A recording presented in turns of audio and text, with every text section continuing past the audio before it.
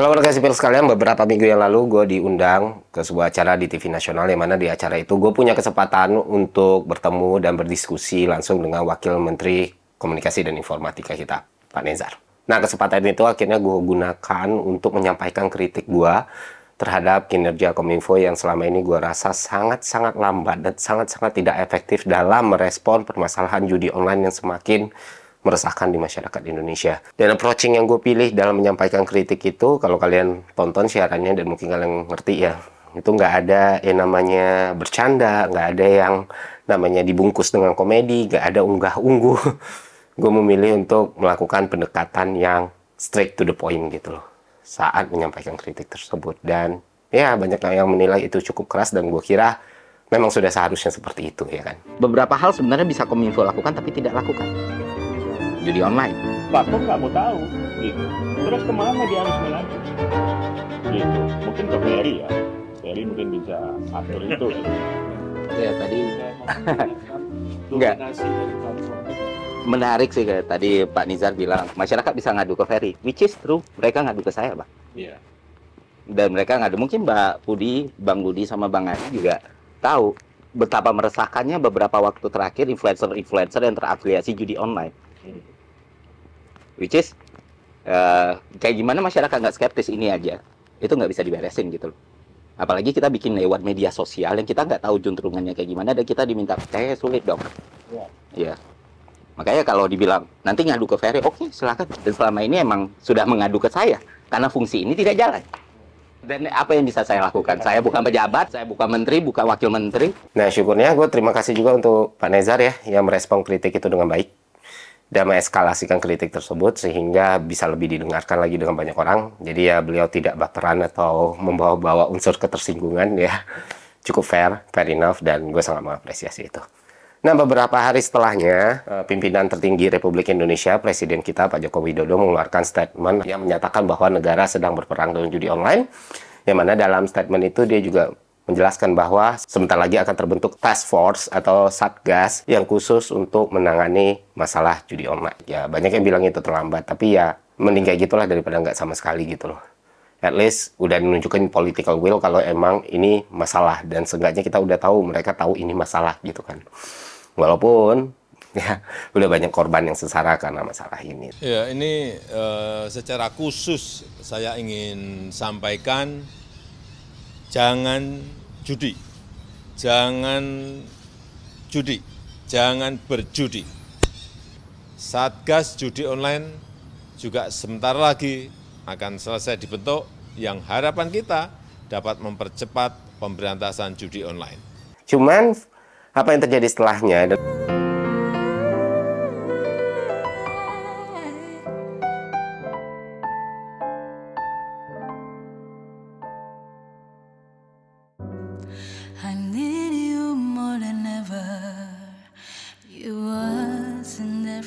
Follow up dari pernyataan itu jujur membuat gue kecewa. Tentu kita ingat bagaimana Menko PMK kita, Pak Muhadjir Effendi, yang mana beliau bilang kalau korban judi online dia usulkan untuk menerima bansos serta pembinaan dan arahan gitu.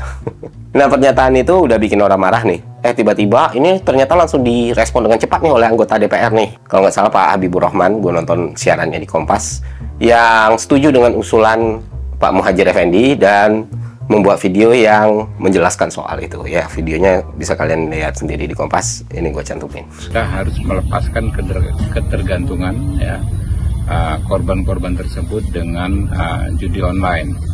Jadi kalau dia bisa survive ya, artinya dia akan berkurang keinginannya mengadu nasib dengan bermain judi online. Dan ini ternyata mengamplify kemarahan masyarakat jadi jauh lebih besar. Masyarakat merasa sangat kecewa dengan pernyataan ini, dan akhirnya ini merepotkan banyak orang, termasuk Presiden sendiri.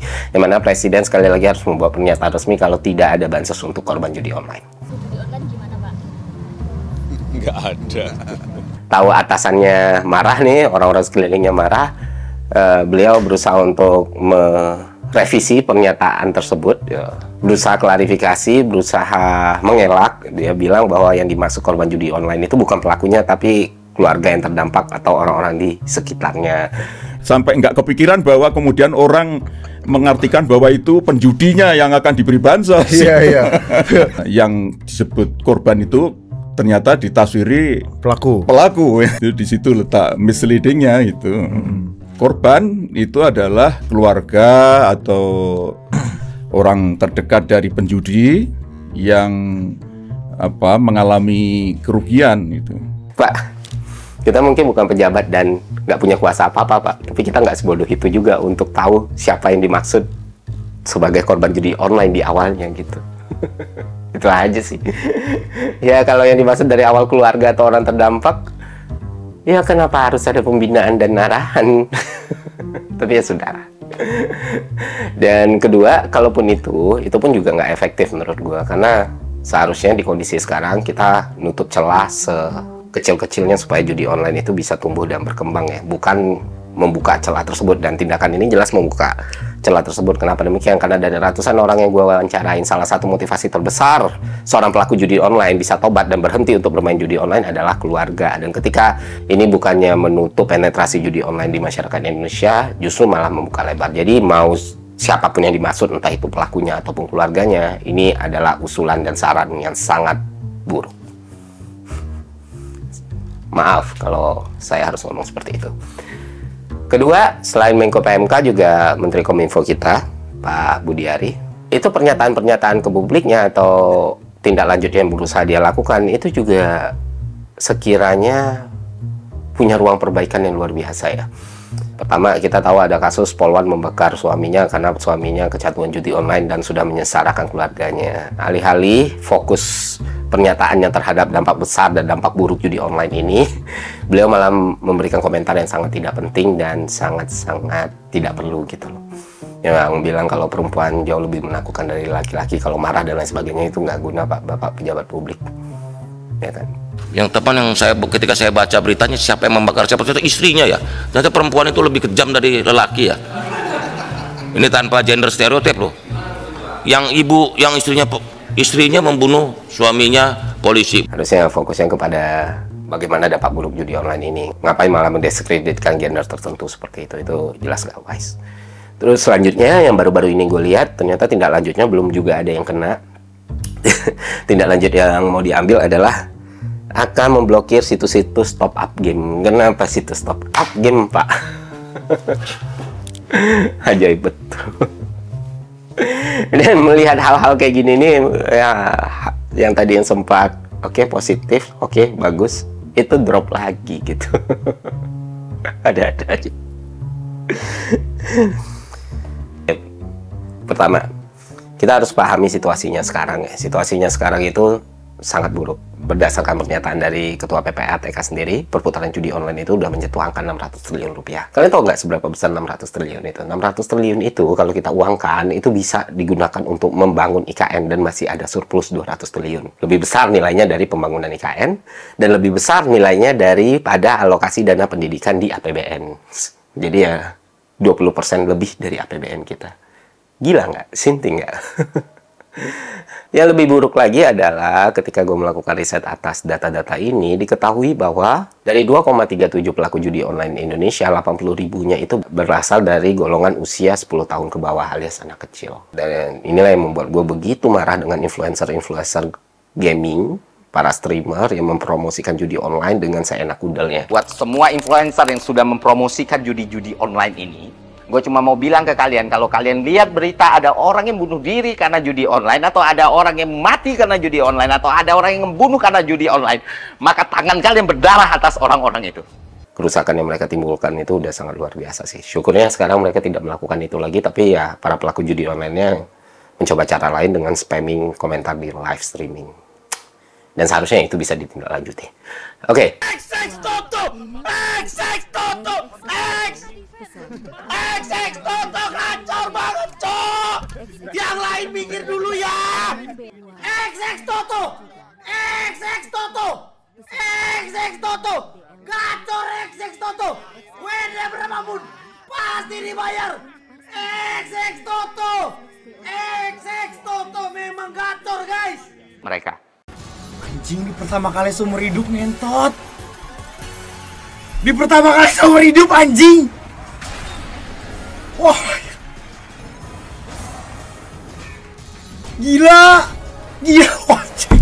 Balik lagi ke data tadi, yang lebih mencengangkan lagi adalah 80% dari perputaran duit itu terjadi di masyarakat menengah ke bawah, atau masyarakat berpendapatan rendah, atau masyarakat miskin atau tidak mampu. Lu bayangin volume transaksinya sebesar apa gitu. Dan jelas ini sangat-sangat destruktif. Dan kalau kita harus objektif, dulu mungkin ketika gue ngisi seminar atau ketika gue harus bicara di depan publik, gue bilang, Indonesia resesi karena judi. Beberapa orang mungkin menanggapi itu sebagai candaan atau guyonan ya. Tapi melihat seberapa besar nilainya sekarang ya, itu bukan lagi candaan, Pak. Bukan lagi jokes. Itu bisa saja terjadi. Kenapa demikian? Karena ketahanan ekonomi kita itu sebagian besar masih berasal dari sektor rumah tangga, dari konsumsi rumah tangga, dari transaksi jual dan beli. Dari lu beli pulsa di warung, lu belanja di marketplace, ya mutar di dalam negeri kita sendiri. Tapi judi online merusak itu semua. Akhirnya duit sebanyak itu lari raup menguap ke luar negeri dan kita nggak tahu ujung tengahnya di mana. Wow. Dan jika saja ini benar-benar terjadi dan tidak dihentikan, dan pemerintah tidak mengambil respon yang tepat, yang efektif dan efisien dalam menangani judi online ini, maka ya nilainya akan terus bertambah dan bertambah. Dan akhirnya kemungkinan terburuknya adalah resesi bisa benar-benar terjadi, karena ya seperti yang kita ketahui, selain sektor ekonomi rumah tangga ini, ekspor impor kita masih perlu perbaikan, investasi kita masih perlu perbaikan, dan sekarang sektor ekonomi rumah tangga terganggu, kita bisa bertahan dengan apa? Dan jika resesi terjadi, maka kemungkinan untuk krisis jadi jauh-jauh lebih besar lagi. Dan ketika krisis terjadi, maka ekonomi jelas tidak baik-baik saja. Gejolak bakal terjadi di mana aja secara politikal maupun ekonomi, dan akhirnya membuat banyak masyarakat kelaparan dan marah. Dan ketika masyarakat marah dan lapar, maka sebuah negara atau bangsa itu sejengkal lagi menuju revolusi.